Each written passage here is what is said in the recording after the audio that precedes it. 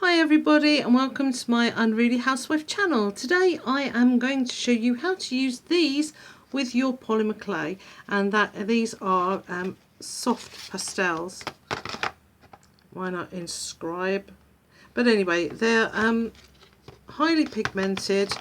They're a little bit like chalks, but they're a lot more pigmented, and I guess they're softer. So I'm going to put these to one side, but we're going to use them. I'm going to show you what to do with them. And I'm going to make sure that I use finger cots today because however funny they look, these pastels get onto everything if you're not careful. Okay, so the first thing I'm going to talk to you about is using pastels with liquid clay. And I've got a couple of examples of how I've made juice, sort of semi-opaque things, like baked bean juice, can come out really nice. This is from the front of my dishwasher, by the way. It tells you whether the things inside the dishwasher are clean or dirty. That's the way I use it. Not that anyone ever remembers to turn it over, but this is a miniature meal that I made, and again it's got some some soft pastels in with liquid clay to make the baked bean juice, and also to sort of shade a little bit of burnt onto the sausages and stuff. So I'll show you how to make that baked bean juice because it's really easy. In fact, it's devilishly easy. A little bit of liquid Fimo. Luckily I have some more bottles on the go because it's looking pretty low now, isn't it?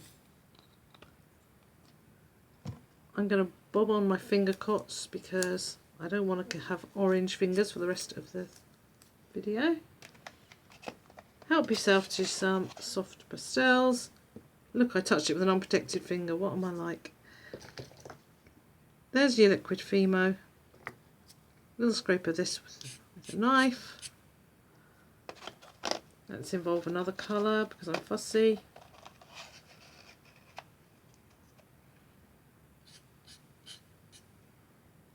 And that will be enough, I think, to make a nice baked bean colour. Now you may want to add more. In fact, I think we will add just a little more. You don't, of course, have to use the pastels scraped directly into the liquid clay. That might be a little bit maverick. So if you do it, you could possibly scrape it into a little pile next to it and add it gently. But you can see there, that makes a really nice baked bean juice. And you could do that with darker brown to make sort of gravy, any sauces, things like that that you want to put into miniature food or so forth. I used it with blue as well to make, and with liquid Fimo to make a finish for my faux glazed pendants. So that's another use for it. Take my finger cuts off. Always funny. Now another thing you can use your soft pastels for is shading, and I used them to shade this fungus on my goblin door that I made for Brandon. I also used some to dirty up the Get Lost sign and the old newspaper. And what I like about soft pastels is that they're very subtle, so you've got kind of a subtle shading in there that you wouldn't get perhaps with alcohol inks or what have you.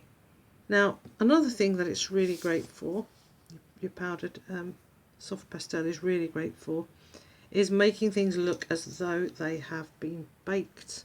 And I mean, you're making bread or cupcakes or whatever. Now these are my that's my miniature loaf that I made, which is really which is really sweet, which I just use pastels to colour that, and also my mini garlic bread, which unfortunately is flipped over when I wasn't looking, but I used pastels to darken the edges, and also a little bit with yellow to make the butter for me to stick my garlic in. Might show you how to make that one day if you're lucky.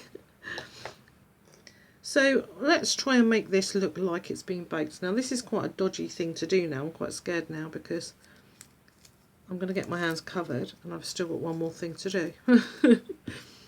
So we'll try anyway. So this is my little bread roll, and I want to make it look baked because it looks a bit insipid. Now, this isn't the greatest sculpting known unto man. It's just what I've quickly made for an example here. And I'm going to use a brush. I'm not using one that's got liquid clay on it. And I'm going to use some of these colours. Now, I think I want to pick something like a brown, a dark brown.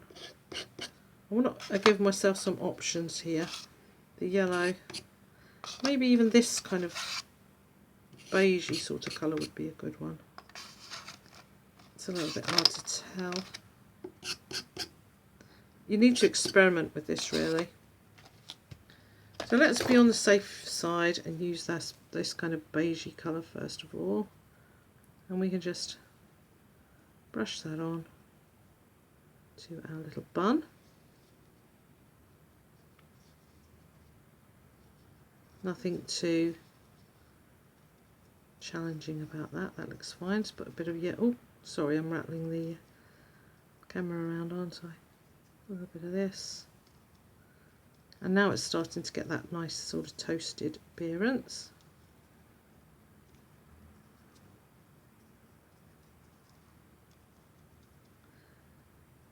I used a properly grubby bit of clay there, didn't I?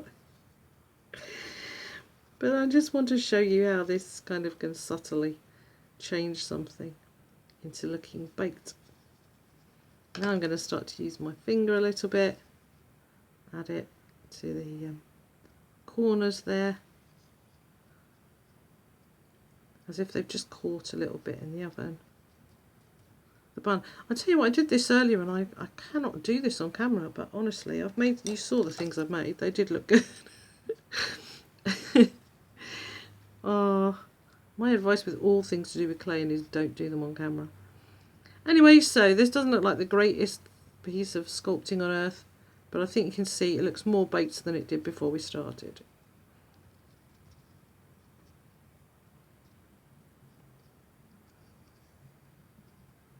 And you just keep really doing this until it looks the way you want it to look. And I suggest that you practice. And I haven't done this for ages and it's showing. But anyway, there's our little bun. And last but not least, and this should be a bit easier and a lot more fun for me, you can put rosy little cheeks on things. Now I've got a little man here with beady eyes. And it looks cute. But think how much cuter it would look with rosy cheeks. So, I'm going to go for the full rosy here. Maybe put in a tiny bit of white with the rosy just to tone it down. Or a little bit of flesh maybe. Now I've got a nice little brush here from tinypandora.com, which I really should not use for pastels. They kind of make your brushes go a bit bushy. But it's so cute, and I'm making something small, so I'm going to use it. And you can just put some rosy little cheeks onto your character, and it makes all the difference. Oops.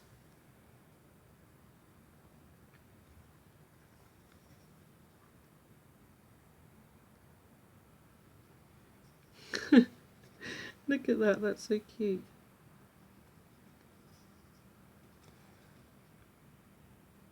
I'm loath to touch this with my fingers because I know they're going to have pastel all over them.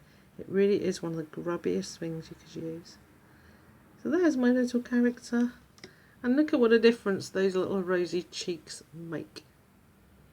Okay, well that was my slightly imperfect tutorial on how to use pastels with polymer clay. If you have any questions or suggestions or hints or tips of your own, do leave them down below. Do like and subscribe to my channel, and I love you all. Bye.